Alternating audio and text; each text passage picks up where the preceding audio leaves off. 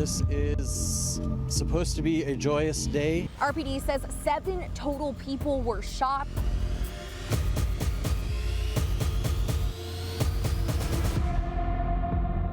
Children were involved here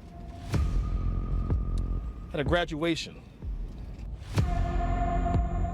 And walked out the doors into their families' and friends' arms, taking pictures. And then this tragedy occurred.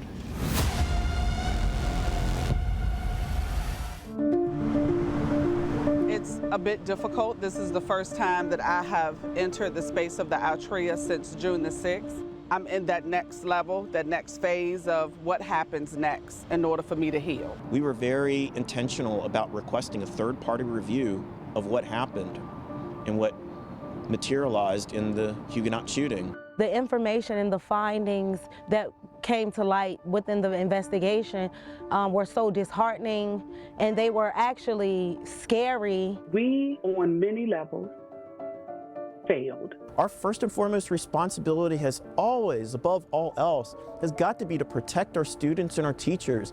This report demonstrates we did not do that. I want them to be accountable for what they did. I want them to compensate all of us for the harm they put us through. They're very responsible, because they're the ones who knew. They knew. The CBS 6 News at 4 begins with breaking news. One of the most anticipated court cases of the year is now underway in Richmond. I'm Cheryl Miller. And I'm Julie Bragg. We're talking about the murder trial of a young man accused of shooting and killing a teen shortly after Huguenot High School's graduation ceremony last year. The jury was seated about an hour and a half ago, and prosecutors and defense attorneys went right into their opening statements. The suspect in this case, 20-year-old Amari Pollard, charged with first-degree murder for the death of Sean Jackson. The 18-year-old was gunned down outside the Altria Theater in downtown Richmond last June, moments after receiving his diploma. Investigators say Pollard and Jackson had been feuding prior to that shooting, and prosecutors say Pollard had a gun that day looking for trouble. But defense attorneys claim self-defense, saying their client was protecting himself at the time of that shooting. Jackson's stepfather, Renzo Smith, also shot and killed during the incident, but Pollard is not charged with his death. In fact, at this point, no one is. And no one is charged with crimes related to several others who were shot and survived. In this week's trial, we're expecting to learn what played out in the moments that shots rang out following Huguenot High's graduation ceremony. Since that day, CBS 6 has learned a lot about the lead up to the shooting. That's after a Richmond judge sided with CBS 6 and the Richmond Times-Dispatch in a lawsuit last month, forcing Richmond Public Schools to release a third-party investigation report into circumstances surrounding the shooting. Just last week, a Richmond judge ruled the report cannot be used as evidence in the trial starting today.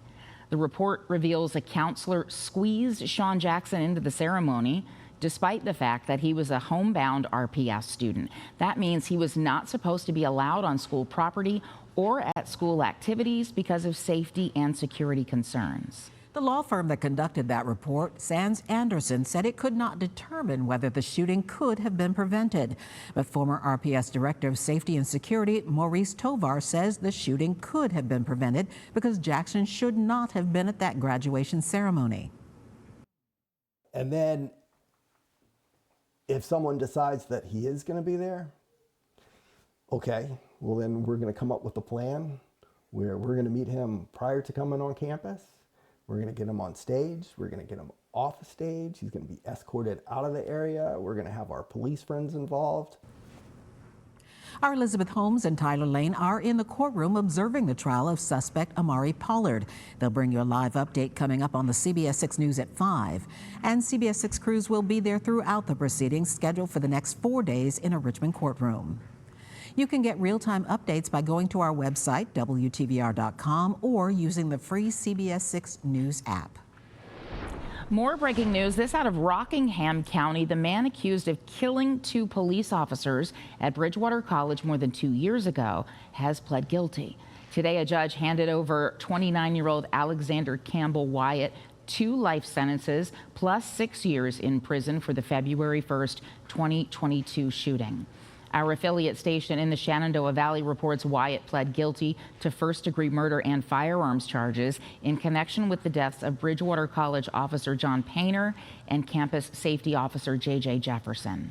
Campbell had been slated to stand trial in April. We are learning new details this afternoon about a shooting Richmond police are investigating now. Police say they arrived on the scene at West Clay Street just after 7 last night. When officers got there, they found a man who'd been shot. 55-year-old Darrett Banks was taken to a local hospital. That's where he died.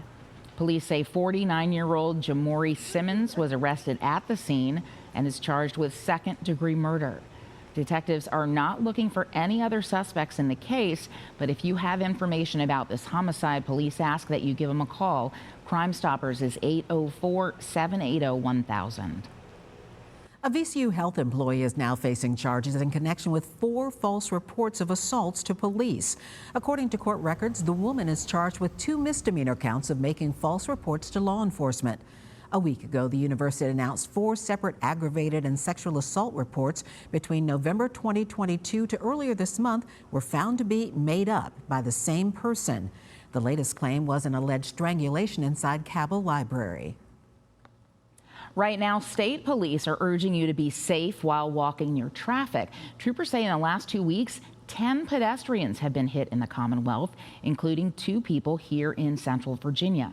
If you're walking along a roadway, state police say you should be predictable and follow the rules of the road. Plan a route with safe crossings, avoid distractions, and be alert. Dress to be seen. Never assume a driver can see you. Walk on sidewalks facing traffic or as far away from traffic as you possibly can. And look out for cars, especially when they're turning or backing up. And state police are asking for your help in yet another crash that killed a pedestrian. Early this morning, a man was walking along Route 58 in Greensville County, just west of the Emporia city limits, when he was hit and killed in a hit and run. Police say the crash happened between 4 and 5:30 a.m. Troopers do not have a description of the car that hit him.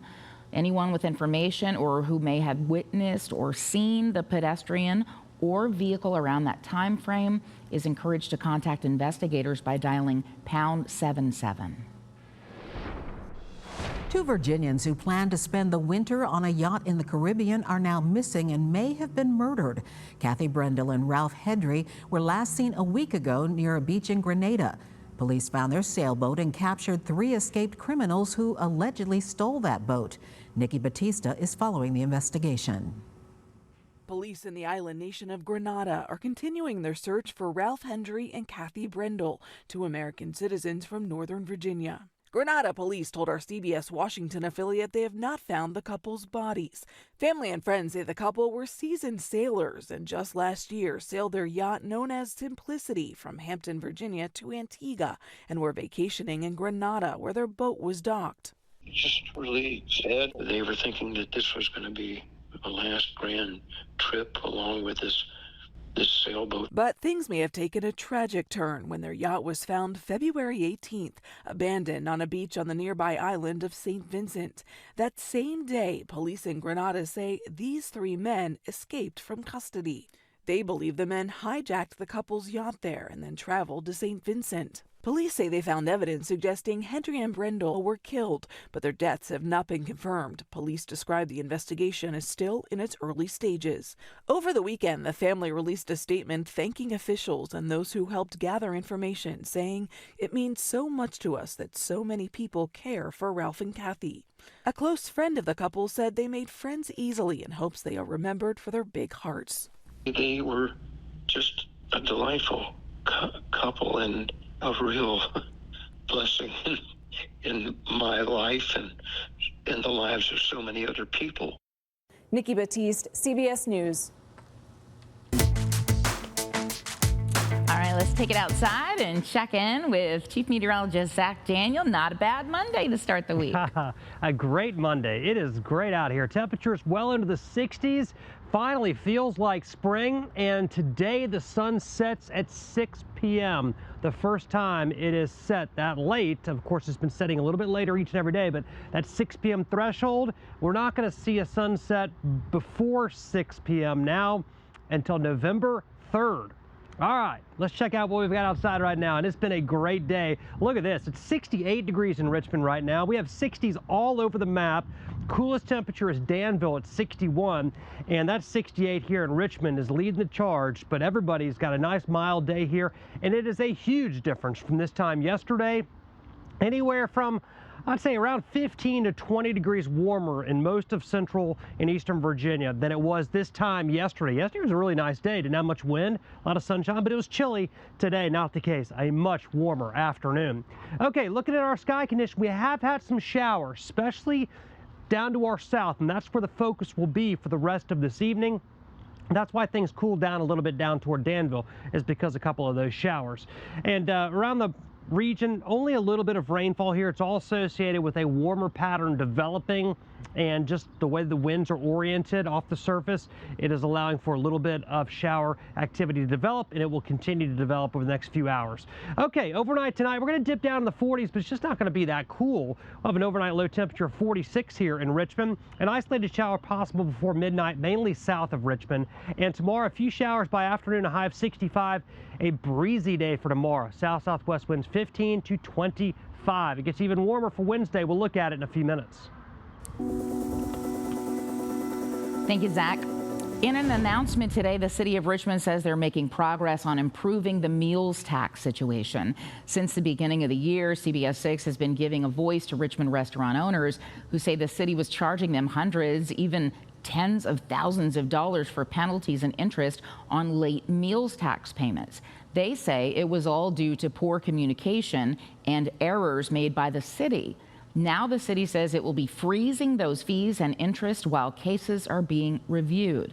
Here's how it will work. Meals tax accounts with existing delinquencies as of March 1st will receive notice by mail that their account is under review. The results will then be sent to each business owner. The Department of Finance says their goal is to have this process done by July 1st of this year, but if that can't happen, they will share a new timeline with business owners.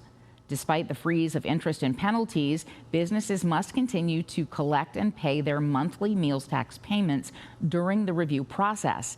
Any business owners with questions or concerns can email mealstax@rva.gov. And Rankin County bus drivers will be seeing raises by the end of this week. Starting this Friday, March 1st, the minimum wage for bus drivers in the county increases to almost $23 an hour. That's a more than 20% raise. A spokesperson for the school district says more than 400 bus drivers serve Henrico County, getting more than 28,000 students to school every day. The Henrico School Board says bus drivers will also be eligible for an annual raise this July. Some new tech in China is changing some car features. The feature will have you using your eyes instead of your keys. We'll tell you how the innovation that's already in use in China works. What could have meant thousands of dollars in losses for one California bakery turns into a big boost for the business. We'll tell you what happened, all new ahead at 4. My parents and grandparents used their own life to teach us values like education is the one thing that no one can take away from you. The second thing is mediocrity is unacceptable, and I absolutely live by that one. And the third is you have a voice and you owe it to yourself to use it. And the moment you don't, you fail yourself and those around you. So those values really are a constant reminder for me of my history and the fact that I really do stand on the shoulders of my ancestors.